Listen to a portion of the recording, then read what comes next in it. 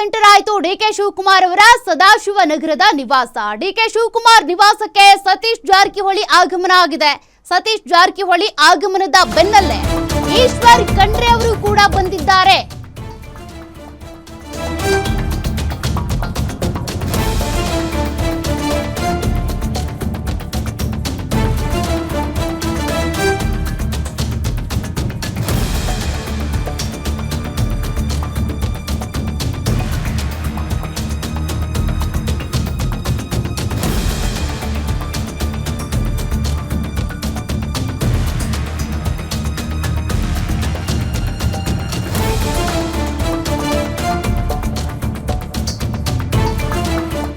ಪ್ರಮಾಣ ವಚನ ಸ್ವೀಕಾರ, ಸಂಪುಟ ರಚನೆಯ ಕುರಿತು ಚರ್ಚೆ ಮಾಡುವುದಕ್ಕೆ ಅಂತ ಅನೇಕರು ಈಗ ಡಿಕೆ ಶಿವಕುಮಾರ್ ಅವರ ನಿವಾಸಕ್ಕೆ ಬರ್ತಿದ್ದಾರೆ.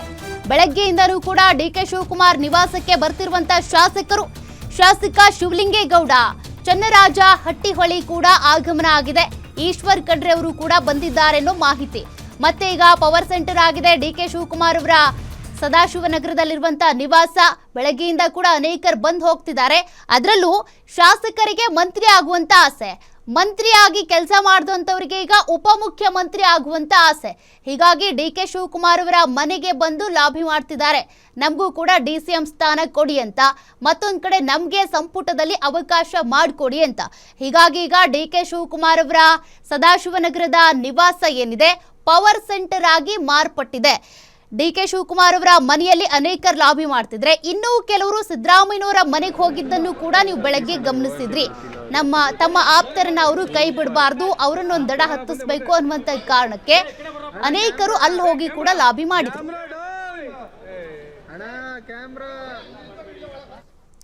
ಮತ್ತಷ್ಟು ಡೀಟೇಲ್ಸ್ ಕೊಡ್ತಾರೆ ನಮ್ಮ ಸ್ಪೆಷಲ್ ಕರೆಸ್ಪಾಂಡೆಂಟ್ ವೀರೇಶ್ ದಾನಿ. ವೀರೇಶ್, ಈಗಾಗಲೇ ಡಿಕೆ ಶಿವಕುಮಾರ್ ಅವರ ಮನೆ ಪವರ್ ಸೆಂಟರ್ ಆಗಿ ಮಾರ್ಪಾಡಾಗ್ಬಿಟ್ಟಿದೆ. ಯಾರ್ಯಾರು ಬಂದಿದ್ದಾರೆ? ಕೆಲವರಿಗೆ ಮಂತ್ರಿ ಆಗ್ಬೇಕು ಅನ್ನೋ ಆಸೆ, ಕೆಲವರಿಗೆ DCM ಆಗ್ಬೇಕು ಅನ್ನೋ ಆಸೆ. ಏನ್ ಚರ್ಚೆ ನಡೀತಾ ಇದೆ? ಓಕೆ, DCM ಡಿಕೆ ಶಿವಕುಮಾರ್ ಅವರು ಮುಖ್ಯಮಂತ್ರಿಯಾಗಿ ಪ್ರಮಾಣ ವಚನವನ್ನು ಸ್ವೀಕಾರ ಮಾಡಲಿಕ್ಕೆ ಮುಂದಾಗ್ತಾ ಇದ್ದಂತೆನೆ ಸಾಕಷ್ಟು ಸಂಖ್ಯೆಯಲ್ಲಿ ಶಾಸಕರುಗಳು ಮತ್ತು ಪಕ್ಷದ ನಾಯಕರುಗಳು ಎಲ್ಲರೂ ಸಹ ಇವತ್ತು ಬೆಳಗ್ಗೆಯಿಂದನೂ ಸಹ ಡಿಕೆ ಶಿವಕುಮಾರ್ ಅವರ ನಿವಾಸಕ್ಕೆ ಆಗಮಿಸಿ ಅಭಿನಂದನೆಯನ್ನ ಸಲ್ಲಿಸ್ತಾ ಇರುವಂತದ್ದು. ನೀವು ಹೇಳಿದಾಗೆ ಒಂದು ಕಡೆ ಶಾಸಕರುಗಳಿಗೆ ಸಚಿವರಾಗುವಂತ ಆಸೆ ಮತ್ತು ಆಕಾಂಕ್ಷೆ ಇರುವಂತದ್ದು. ಈ ಶಾಸಕರುಗಳು ಸಹ ಡಿಕೆ ಶಿವಕುಮಾರ್ ಅವರನ್ನ ಭೇಟಿಯಾಗಿ ನಿಮ್ಮ ಸಂಪುಟದಲ್ಲಿ ನಮಗೊಂದು ಅವಕಾಶವನ್ನ ಮಾಡಿಕೊಡಿ ಅನ್ನೋ ಒಂದು ಮನವಿಯನ್ನ ಒಂದು ಕಡೆ ಮಾಡ್ತಾ ಇರುವಂತದ್ದು. ಇನ್ನೊಂದು ಕಡೆ ಸಿದ್ದರಾಮಯ್ಯನವರ ಸಂಪುಟದಲ್ಲಿದ್ದಂತಹ ಸಚಿವರು ಸಹ ಡಿಕೆ ಶಿವಕುಮಾರ್ ಅವರ ಭೇಟಿಗೆ ಆಗಮಿಸ್ತಾ ಇರುವಂತದ್ದು. ಅದರಲ್ಲೂ ವಿಶೇಷವಾಗಿ ಸಚಿವ ಸತೀಶ್ ಜಾರಕಿಹೊಳಿ ಅವರು ಸಹ ಇದೀಗ ಡಿಕೆ ಶಿವಕುಮಾರ್ ಅವರ ನಿವಾಸಕ್ಕೆ ಆಗಮಿಸಿ ಚರ್ಚೆಯನ್ನ ಮಾಡ್ತಾ ಇರುವಂತದ್ದು.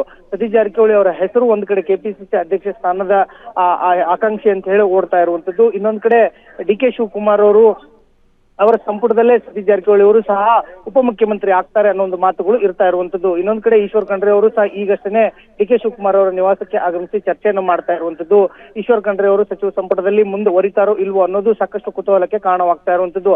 ಆ ಹಿನ್ನೆಲೆಯಲ್ಲಿ ಇದೀಗ ಸಚಿವ ಸತೀಶ್ ಜಾರಕಿಹೊಳಿ ಮತ್ತು ಈಶ್ವರ್ ಖಂಡ್ರೆ ಅವರು ಡಿಕೆ ಶಿವಕುಮಾರ್ ಅವರ ನಿವಾಸಕ್ಕೆ ಆಗಮಿಸಿ ಚರ್ಚೆ ಮಾಡ್ತಾ ಇರುವಂತದ್ದು ಸಾಕಷ್ಟು ಕುತೂಹಲಕಾರಿ ಆಗಿರುವಂತದ್ದು. ಸೌಖ್ಯ. Okay, thank you Veeresh ಡೀಟೇಲ್ಸ್ಗೆ.